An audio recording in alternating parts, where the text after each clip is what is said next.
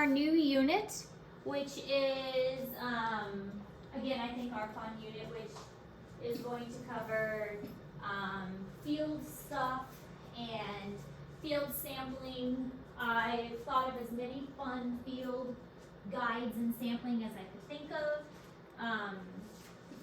Looking into different techniques and identification and how many different ways we can sample different things I did in college,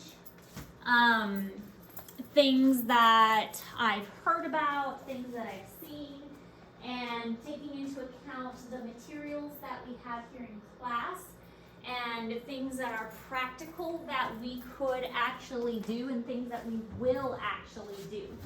So all of that was put into making these lessons, and we are going to do the majority of these sampling techniques. So some of these will take a little more time than others. A lot of it will be weather dependent, but the basics are going to start off with identification. So first is just kind of some notes. There is no possible way that I expect you to be able to identify everything that is out there. There's a lot. There's not enough time, and there's no way that you can memorize everything. I mean, the stuff that I know, I had a whole semester of ornithology. I had a whole semester of herpetology. I had a whole semester of mammalogy. I mean, that was what my degree was in, was wildlife ecology and conservation. So I don't expect you to learn all of this knowledge in a week, in a couple weeks. So that is just too much.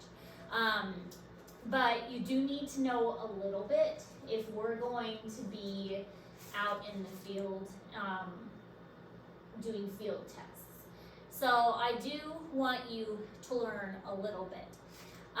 So part of this unit will be identification, and part of it will be learning some basic animal and plant identification skills. There will be a field test that we will have at the end of this unit. So part of the test for this unit will be a field test, and part of it will be like a computer test like we've taken before. And when I say field test, it means that we'll go on a walk together and I will point out a plant and say, like, what is this plant? Or I will point out a bird and I'll say, what is this bird? It sounds a little harder than it's actually going to be, because one of your assignments is actually going to help you with this. I forgot I'm leaving for track. Okay. During your hours. So. Well, I'm teaching the class right now. You'll have to come back during advisory. No, we won't. I have okay, well, to okay, well, you'll have to come back during advisory because I'm teaching the class right now. She won't be. I'll just come back tomorrow. Okay, that sounds good. I meant advisory during tomorrow. Can't just interrupt a class and expect me to drop everything. Anyways, so if we run into anything else interesting on our walks, then we will identify it as we go. So part of your test will be a field identification test.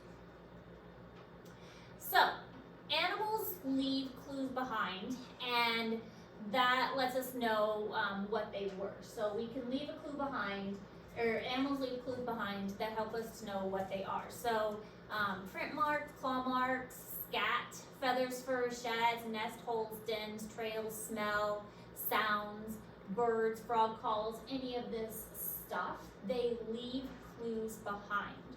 So all of this stuff gets left behind to help them identify that an animal was there. So there are hints left behind by these animals. Once we learn how to identify these hints, we are able to determine what animal was there and what it was that was actually left. So we've already practiced this a little bit when we had some of our walks. We looked at, like footprints. We talked about the difference between dog prints and cat prints, and how dog prints have their claws out and cat prints have their claws retracted. These are owl pellets that this person is holding, so that's another thing that is left behind to give a hint of what an animal was in that area. So nest holes, dens, trails that a rabbit has left, or scat is another big one that we don't often think about. If an animal has feces left behind, that is an indicator that the animal was there as well. So basics for animal tracks. You need to pick out a few key characteristics to look for. Again, you don't need to know, like, try and memorize everything. And this is where some people get overwhelmed with things, is if you try and memorize every single little detail, it is going to be overwhelming. But if you try and remember, oh, this is what this is. If I remember just this one thing, it'll help me identify this plant. Then that is going to be easier. If I remember this one thing, it's going to help me remember this animal. If I remember this, in one of the videos that I found, it's called Sedges Have Edges. So sedge plants have a triangular shaped stem, and sedges have edges. So that's something that will help you. So if you remember these key characteristics, then that's going to help. So a couple other things to keep in mind when looking at animal tracks. Canidae, which are the dogs, like dogs, foxes, and coyotes, they are going to have those claws out. We already talked about that before. Felids, like cats, bobcats, and cougars, they are going to have their claws retracted. Most of the animals that you see around here are going to be domestic. It's going to be like a stray cat or a stray dog. There might be coyotes, there might be foxes, maybe bobcats, but a lot of times it's going to be a stray cat or a stray dog print that you see. Now, we do have a lot of possums, and we do have a lot of raccoons and skunks and things. So those tracks are probably pretty common too. With the amount of rain that we've had recently, there's a good chance that we will see a lot of animal tracks. Opossums have opposable back toes, so their prints are pretty obvious. So if you just look at a print and you say, oh, this print has an opposable back toe, that's an opossum print, because they're one of the few that actually has that. So that's all you have to remember for them. Opposable back toe, opossum. And that's pretty easy. So as long as you are just thinking of like one or two key factors, it's not that hard to remember. You don't have to remember a whole bunch of things. Just try and look for one or two things. The funny thing about rabbits is it looks like they're going backwards. We all know that rabbits have big back feet and tiny front feet. But when they hop, and they land, their back feet actually land in front of their front feet. So the big back feet land in front, and it looks like they're going backwards when you're reading their tracks. So we'll look at a picture of that in a moment. And so when you're looking at which direction the rabbit's going, it looks like they're going the opposite direction of what you may think they're going. So just kind of something to keep in mind. If you're actually like tracking a rabbit, they look like they're going the opposite direction from what you may think. If you had, I know Luke came to the career day presenter that was on Marvin. Did you come to the one there? Yeah, and she talked about that there are cougars or mountain lions in Missouri, but they're not common enough, so you're probably not going to see any of their prints here. So. Really? The female is huge, and she's super loud when she kills a deer. Really? Yeah. That's so cool. That's so cool.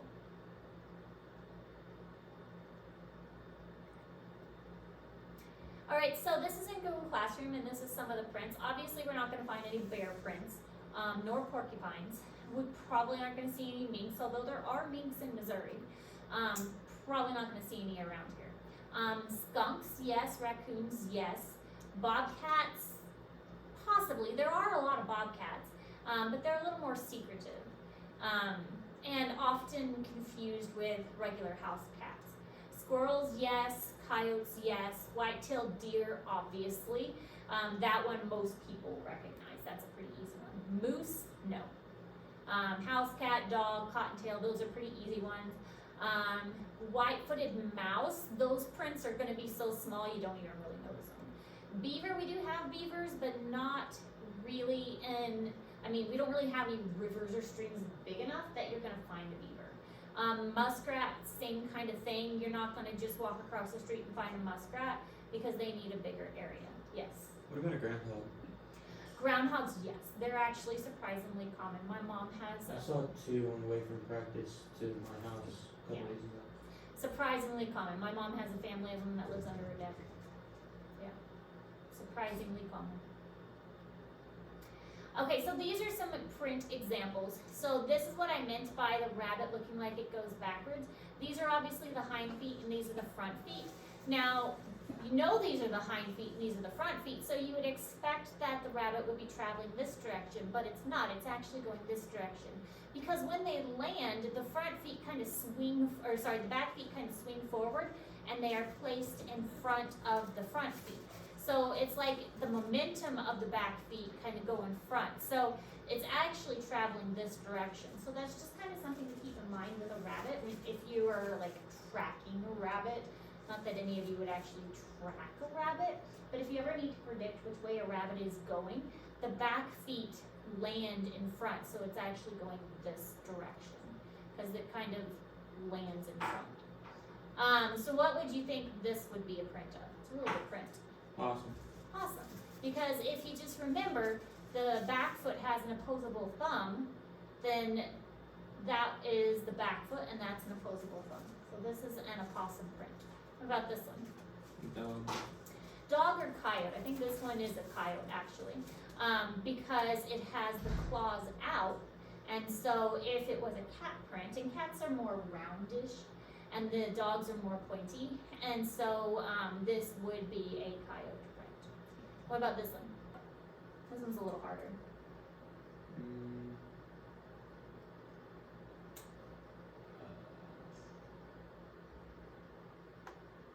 A raccoon. It's a good guess. This one's actually a skunk. But a raccoon would have a very similar print. But this one's a skunk, and the skunk has kind of elongated feet. I'm trying to think of something similar to compare it to. But the back feet of a skunk are kind of long and kind of skinny. So if we look on here, here's a skunk foot, and a raccoon is even skinnier with like longer toes. So this, you can see this one's kind of got stubbier toes, whereas a raccoon would have even longer toes, if you compare the two. What are the odds of a porcupine being in Missouri? They could, but they are more of a northern range. But we could have them there. It'd be kind of rare. Back in like October, November, I swear I was sitting in the passenger seat and we were about to hit what we thought was a raccoon, and as we drove by it, I was almost certain it was a porcupine. It's Everybody calls me possible. crazy, but I really thought I saw a porcupine. With nature, it's hard to say because animals don't pay attention to boundaries like Mhm. people do. I mean, they don't care. They're gonna go where the habitat's best. And armadillos are coming further and further north.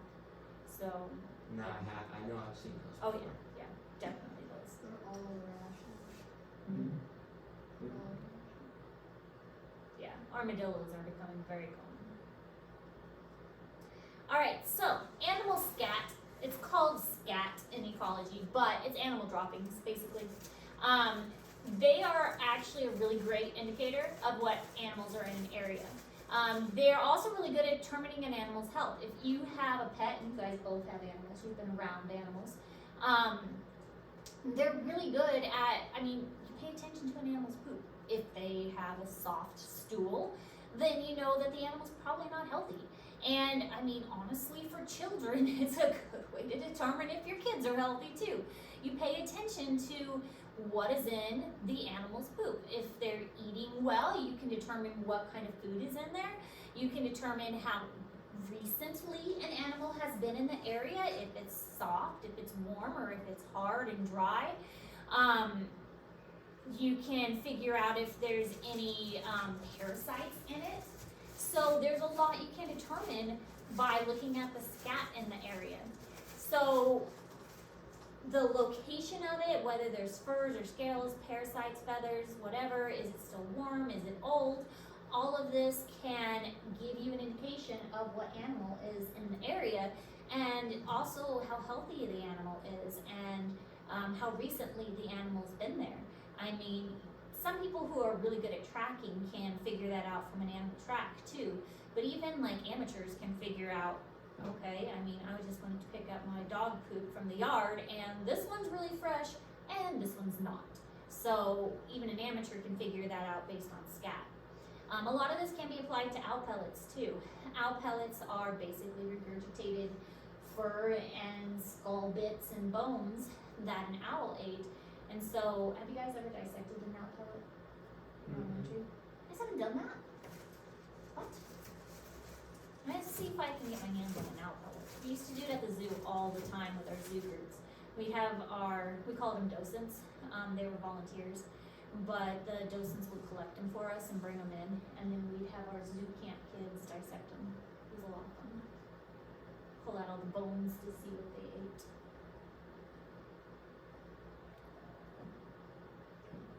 But you can buy owl pellets for not too much.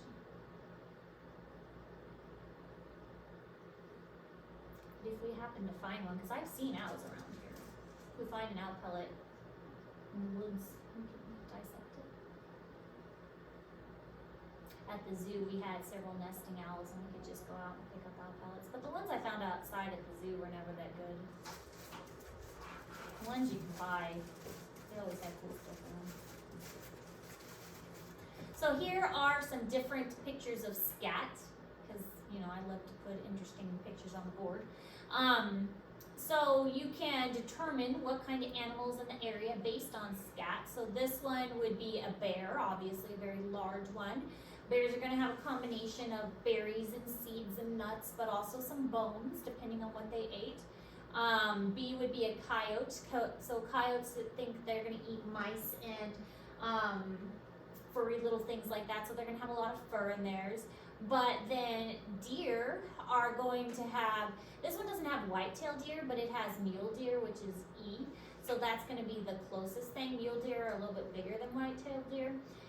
But oftentimes we're going to see in our area, especially pellet size droppings for the cottontail. We have the eastern cottontail, which is very, very common, which is what we're going to see a lot of in our area. So a lot of cottontail droppings. Lots of other different types of scat that are very common in this area. The one, again, we're going to see most often, aside from bird poop, which we see very frequently, is the rabbit droppings. And maybe deer. This is an owl pellet. If you break apart the owl pellet, it's got lots of fur. Remember that owls can't chew their food, so they just swallow it whole. So there's a lot of the animal that they don't need. And so that's what happens with the pellet. It all becomes compacted, and then they basically spit it up. And so everything that's in there is what they don't need. And you can find whole pieces of bone, which is why it's really fun to take a pellet apart, because it's like a little treasure hunt. You never know what you're going to find in there. And you can find like whole bits of a skull, or these are like hip bones, or little vertebrae, little teeth and ribs and things like that. One time when we did the owl pellet dissection with the students, we found like a whole tail, like it was part of the spine and like a whole tail with all the vertebrae attached. It was really cool. Alright, so also skulls are another thing you're going to find when you are out and about. Bones and skulls are a great indicator of what used to be there. Obviously it's not there anymore because it's dead. But the teeth especially can be a dead giveaway of what type of animal it was. After a little bit of practice, you can get quite good at skull identification. This was another thing, oh my goodness, the mammal, like especially the rodent skull test. That was the hardest mammal test, because seriously, you had all these mice and the little skulls all looked the same. And it came down to counting the ridges on their teeth, and that was how you determined which mouse it was. And not only did you have to know which mouse it was, you had to know its range and its habitat in Missouri, and you had to spell its scientific name correctly. test. And then the professor, he said that it was random, but everybody knew it wasn't random. He put the names on the board, and he always put the names on the board from who got the highest test in the class to who got the lowest test in the class. So everybody knew in the class who got the highest test and who got the lowest test. So you always wanted your name to be first. Is your name ever first? It was on the rodent test. That was the only test. I got the highest test on that one. That's the only one. But yeah, you actually, with the rodent test, it was like you had a dissecting scope and you had to count the ridges on the teeth. And then you had to spell the scientific name correctly, and it was murder. It was terrible. But knowing the teeth and knowing, like, with dogs actually have a ridge on the top of their skull. So coyotes and foxes, they all have a ridge, and wolves as well, and domestic dogs, they all have a ridge right there. If it's a cat skull, the cat skull doesn't have this ridge, and it's more rounded. So that's how you can tell dog skulls from cat skulls. But also the type of teeth is a giveaway. So you can tell if it's an herbivore versus a carnivore and things like that. So again, I'm not going to expect you to know all, like, be able to identify from a skull, but just knowing the basics is helpful. Like just knowing that, okay, this one is obviously not a carnivore because there's no sharp teeth. This is some kind of herbivore because we've got grindy teeth in the back. And this particularly is a rodent because rodents have teeth that grow really big in the front. This one is a cat skull because there's no ridge and it's very round compared to a dog skull that does have the ridge and is more elongated. So this one is a comparison of a human versus a carnivore, a rodent, and an omnivore. Well, this one's a herbivore, I think. So you can tell a lot about the animal based on its teeth shape in particular. But I'm not gonna expect you to know the different types of skulls. This is more just an indicator of, this is another way you can identify an animal that was in the field. If you run across a skull, this is a way you can tell. Like, so for instance, this skull up here on top of my counter, on top of my cabinets, is a cow, and that is an herbivore. It has no sharp teeth. I don't have any other skulls in here, except a human skull. Alright, so there are other things as well that are indicators of animals being in an area. Animal calls. Both birds and frogs have unique calls. This was something that we didn't get into in zoology that I'm a little bit sad about. Was the bird calls. I really wanted to get into bird calls, and this is something that we'll practice tomorrow, is the different bird calls. And tomorrow, as long as it's not raining, I want to go out and practice some bird identification. But bird calls is something that ecologists are very good at, not just with bird calls, but identifying some of the bird species. I'm training my daughter how to identify bird calls. We're working with some of the basics. We do have frogs in this area, specifically the western chorus frog. I've heard a lot of around here, and that was also something we didn't get around to with zoology last semester. But birds and frogs both have specific calls that are unique to them, and a really good ecologist can just sit out in the field and listen, and they're able to determine what is around them just listening to the calls. Now, admittedly, I'm a little bit out of practice with Missouri species because I have lived in Kansas for the last 13 years, but I'm getting better because I did learn at one point all of the Missouri species because that's what I went to college for. So it is coming back to me now that I've been practicing a little bit the last 2 years. So I'm working on it. It's coming back. I used to know them. I told you about my bird test, didn't I? How terrible and horrible it was. How they checked you off on the fields and how terrible it is. Now, these are some of the birds that will be practicing with. The ones you are more likely to see, the robin and the European starling are very common. The grackle, I've seen the tufted titmouse, the black-capped chickadee, northern cardinal. I've been listening the last couple of weeks now that the birds are becoming more common. Specifically, I've noticed the, eastern meadowlark. I heard that one last week. Is that one on here? I don't see it. Eastern meadowlark I heard last week. I heard the red-winged blackbird last week, just listening in the parking lot. So there's a couple on that are not on here that I've heard recently just around the school. So when we go on our walk, I've been trying to pay attention to birds that are just around this specific location. So other common ones, blue jay is very common. Some of these we may not be able to hear, like the screech owl. He's around this area, but usually only comes out at night. So this list is kind of flexible. It may change. When we go on our nature walk and for our field test, most likely we're probably not going to see a screech owl on our field test. So most likely you're not going to be tested over the screech owl. Most likely we're probably not going to see a bald eagle. Although, at Boonville we did. We saw a bald eagle in one of our, when we went outside for zoology. We saw a bald eagle flying. It was pretty neat. Did you see one?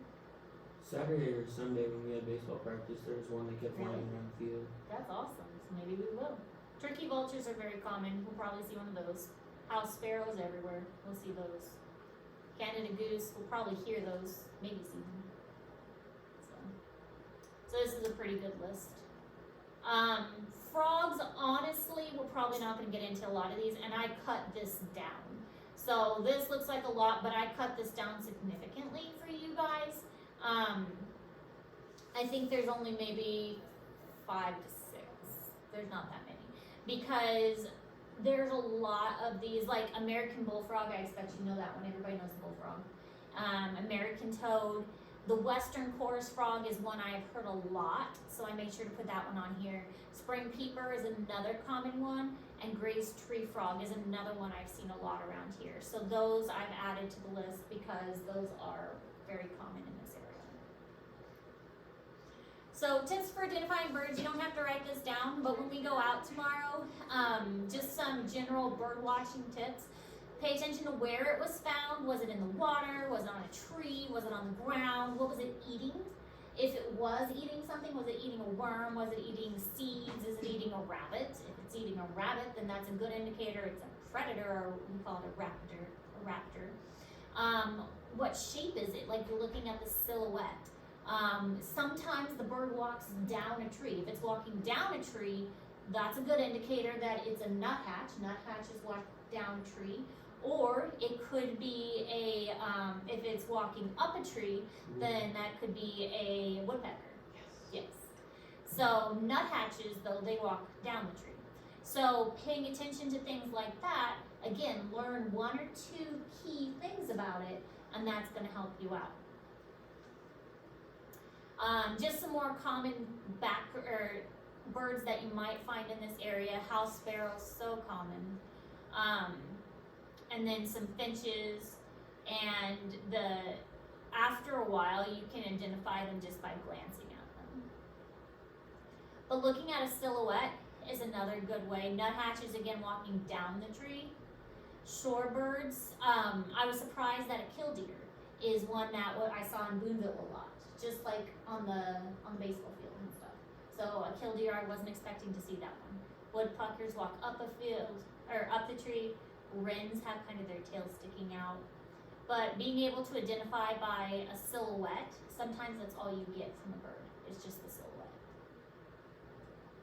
So,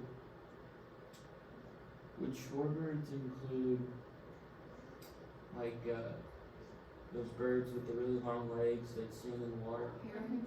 Mm-hmm. Yeah. Herons, yeah. There's one down by the creek. There's like actually a bunch of them because like at Keegan's Pond, there's one that literally sits there and eats fish out of their pond. Mm-hmm. Yep. Those are herons. Herons and storks are 2 kinds, but it's mostly herons that you're gonna see. But But there are different kinds of storks as well. But lots of herons. And cranes, that's the other one, cranes.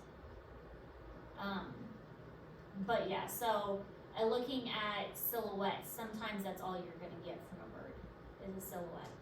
But indicating if it's on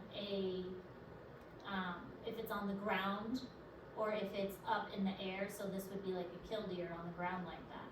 If it's up in the air, because killdeer actually nest on the ground. There was one that actually nested on the ground in Boonville. It was fun. We took our students to walk, and I was like, why is it freaking out? And then I saw its nest, and I was like, oh, that's why you're freaking out. You're being a good mother. So paying attention to silhouettes is a good way to learn the birds. And we'll practice with this. We'll practice with identification. And bluebird, of course, is our state bird. But the red-winged blackbird, that is one that I definitely heard in the parking lot. So that one's around here. This one's very common. I've seen that a lot. House sparrow, the male ones have the black neck. Females have all brown. Blue jays are everywhere. Here's the tufted titmouse. I've seen a lot of those. They have a funny name, but they're really pretty. So is it true that male cardinals are red and female cardinals are gray? They are more gray. They have a little bit of red to them, but yes, they are. They're definitely not bright like this. They're kind of orangey, I think, orangey, but definitely a lot paler.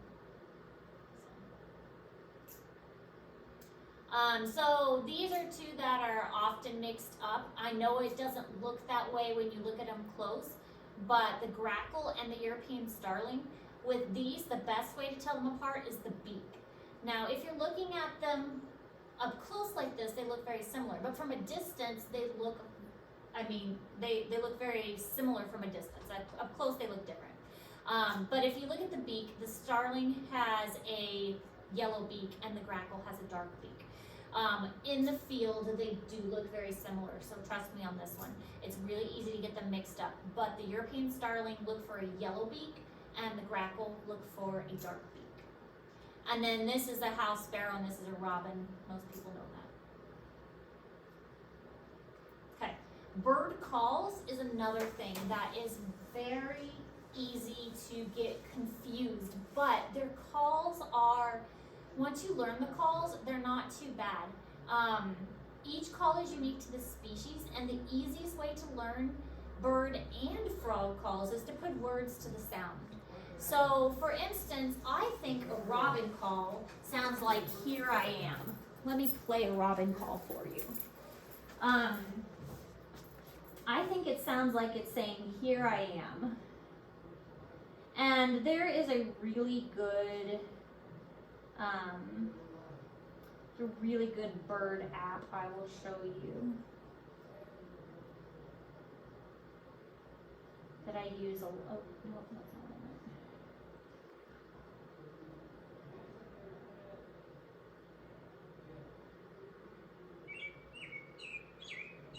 I think it says here I am, really fast.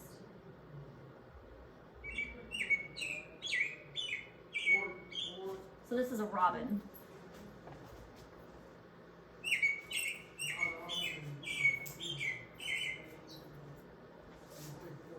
But one of the best ways to learn it is to put words to it.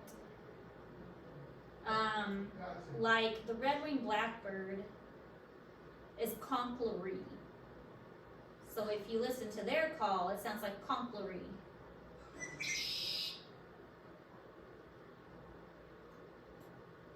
And this one I heard in the parking lot.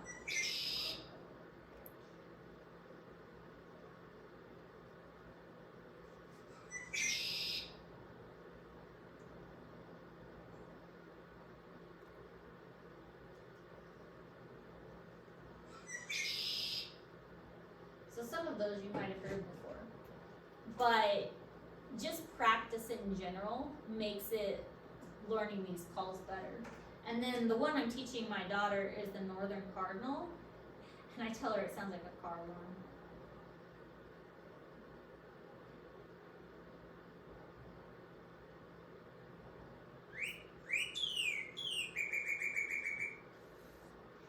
And, car alarm. So I'm teaching her this one.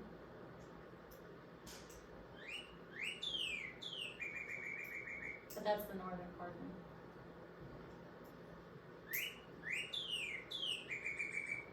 So each one sounds different, and if you learn to associate it with something in your head, you'll eventually learn the different bird calls. And it's really quite fun. So there's some good websites for bird calls and frog calls, but really the bird app that I love is the Merlin Bird ID, and that's where all those songs just came from, was the Merlin Bird ID. If you go and download the Merlin Bird ID, that is an amazing app. It changes every season, like these are the birds that are in your area right now. These are the birds you're most likely to see in the fall, or like right now for Harrisburg, these are the ones that you'll find most likely in your area. You can search, and you can take a picture of the bird and it will show you which one it is. You can record a sound and it will tell you what sound it is, like which bird it is based on sound.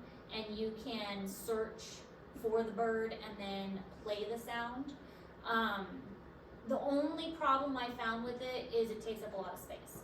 So when you download a bird, it is free, but when you download like the North America Bird package, it takes up a lot of space. For me, I like it, so, and it's good for like me teaching you guys, so for me it's worth like, using the space on my phone. But it does take a lot of space. There are some other free apps, the eBird and the Peterson and the Audubon Guide, but the Merlin Bird ID is the best one that I found. So, if you are interested in birds, I highly suggest you downloading that one. That was a really good one. So, for frogs, I haven't really found a good app for frogs yet. That one, I just usually go to YouTube and I look up a frog call, and it shows a picture of the frog and the frog calling, and that's really the best I found for that. So. Okay, any questions about any of that?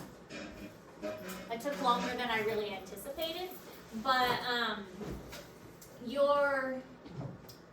not going to give you the new assignment yet because I want you to still focus on the getting the final step 1 done. But the new assignment is going to be to make a field guide, and the field guide that you're going to make, I'm going to let you use on your field test. So your field guide is going to be making, it's going to be like picking 10 birds and 10 plants and 10 mammals, and those 10 that you choose, you'll make a field guide about them, and and 10 trees, that was the other thing. 10 plants, 10 birds, 10 trees, 10 animals, and you'll be able to use that field guide on your field test. So when we have that field test, you'll get to take your field guide with you and use it on your field test. So that'll be your next assignment, but I want you to focus on getting your final step 1 done first. Does the field guide include pictures? You will draw the pictures, because it will be hand drawn and done on paper.